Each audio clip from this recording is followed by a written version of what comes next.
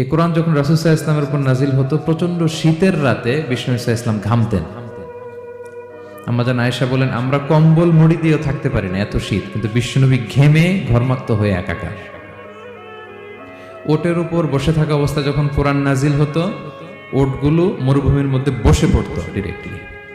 কাফেলা চলছে চলছে, সাইয়েদনা জিবরাইল এসে কোরআন নাজিল করেছেন, কোরআনের ভারে ধপাস করে উট বসে যেত।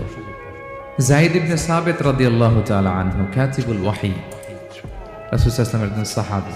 রাসূল সাল্লাল্লাহু আলাইহি ওয়াসাল্লাম একবার যায়েদ রাদিয়াল্লাহু তাআলা আনহুর পায়ের মধ্যে মাথা রেখে শুয়েছিলেন। দীর্ঘক্ষণ শুয়ে থাকলেন।